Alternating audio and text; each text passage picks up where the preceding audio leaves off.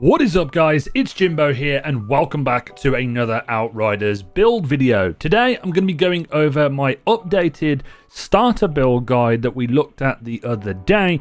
This is going to be with some different mods swapped around and also with a couple of legendary weapons, because the reason why I didn't do a video of the gameplay on that build is it kind of hit a wall around about tier 13, tier 14, and I wasn't really able to get gold on a lot of them, so I ended up having to use some legendary weapons and a piece of legendary gear to enhance that a little bit, do some farming, and then we have the build that we have right now. So let's jump straight into it.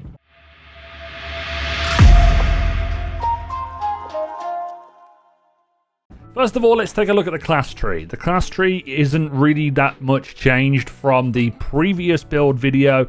Definitely going down the Anomaly tree. Make sure you're picking up Extinction, Wildfire, with Fire and Anomaly, and Phoenix Nesting, purely because it gives you that chance of reviving if you go down. And I think I had it happen to me like once in the gameplay video that's going to be coming out in the next day or so. You want to make sure you get, obviously, the Flames and Ablaze, I think that is. Flames Burn Twice and Grave Ablaze. The killing marked enemies heal you additionally. It's okay. You can get 100% of your max health if you want to go down that end.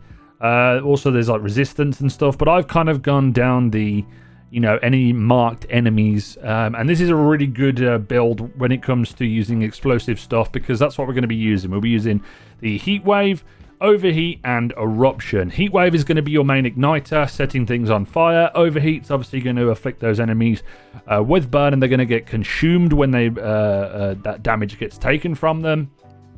And then Eruption is going to be our huge damage dealer that's going to be able to do some insane damage. Now, there is an Ash Blast variant of this, or maybe a Thermal Blom variant as well, and I'll probably look at doing those in the future.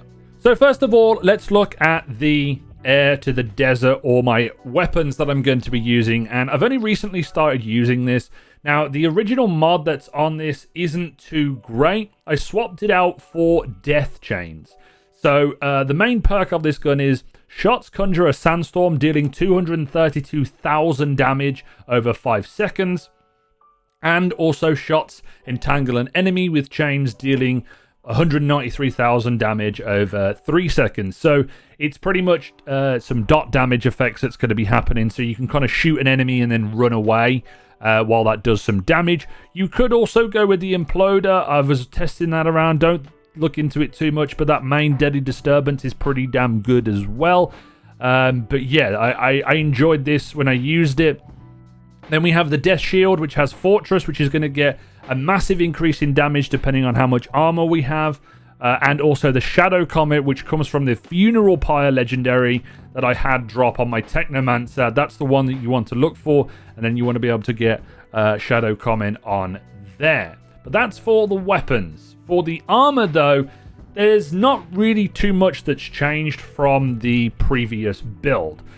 The only thing that's changed is that we now have a helmet. We used to have Inferno Wave, I think it was, Giga Blast and Perseverance Fists. But now we have the helmet of the Ikari. We're going to be swapping out 2 pieces of this eventually in the full build to be able to get that every enemy damaged by Heat Wave grants 50% anomaly power for 10 seconds. The main mod on the helmet of Ikari is Fire Tsunami, which is fantastic. And then I've whacked on Giga Blast to increase the skill of Eruptions, its radius basically, and it goes quite well with the other perk that we're going to be using, or talent, whatever you want to call it, on another piece. The chest piece hasn't changed. Tidal Wave, Anomaly Echo, once again. Make sure that you go in to get Anomaly Power on all of your pieces of gear. That's the most important. And then cooldown reduction, if you can get that, that is the perfect one. Skill Life Leech, healing received, close range damage, whatever it may be. You definitely want to try and get Anomaly Power, though, and a couple of cooldown reductions. Now, on the piece here, which is the lower armor, I was running this, which is what I had before, which was I was running something else with it. I was running Ride the Wave and then a different mod which I swapped out, and I've gone for this because I got the same, pretty much the same piece. I've got Anomaly Power, cooldown reduction, healing received, and I have Eruption Debris, which is it throws debris at enemies, dealing additionally a 51,000 damage boost. And then I have Phoenix Force, which is earn an additional 6,400 anomaly power per status consumed by the skill for 8 seconds, stacking up to 10 times. So I think if you hit 10 enemies with this, from my understanding, it gives you a 60% bonus of anomaly power. You could combine that with activating your skill. There, you're going to be able to get an extra 80k of anomaly power, and then obviously the anomaly power boost that you can get from other things in the future. Then on the chest, well, on the gloves I should say, not the chest, we have nothing that's really changed. Pompeii and Captain Hunter. I was testing out dealing burn damage, which was bullet kindling, but I felt like the Captain Hunter was a little bit stronger, especially against bosses and mini bosses. And then finally, we have Burn Out on here, which is damage enemies take 25% more damage for 8 seconds, and Emergency Stance for Golem, which is a protective effect that lasts for 4 seconds when your health drops below 30%, and that lasts for 10 seconds. This will probably get patched pretty damn soon. But I've been testing out a couple of things. I wanted to see how the Ride the Wave is. We now have 2 heat waves instead of 3.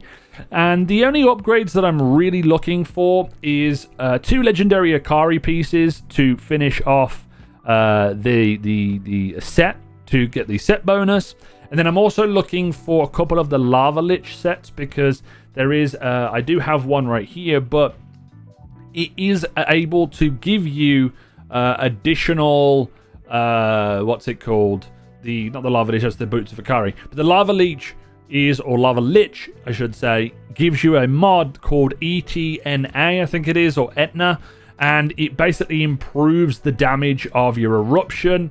It also improves, there's another one that like improves the anomaly power when activating Eruption or something like that.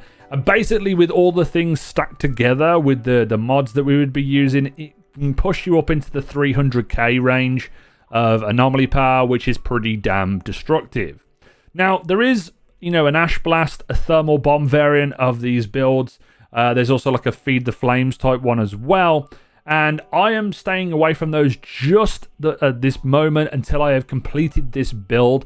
And that will be the next video in this series, doing the full build, the full breakdown of what I'm using, to give you guys an overview and also kind of give you like a step-by-step guide. The starter guide is where you want to go first. Then you go into this build if you're struggling and you're not able to get past stuff on that, you've reached the limit. Then you move on to the final build when you've done some farming and such. But that is the build. The gameplay video that will accompany this is on the Archways of Enoch, which will be out tomorrow after this video goes live. But if you enjoyed this video and you want to check out the build a little bit more in action, stay tuned for that video tomorrow. And as always, this has been It's Jimbo, and I will see you guys next time.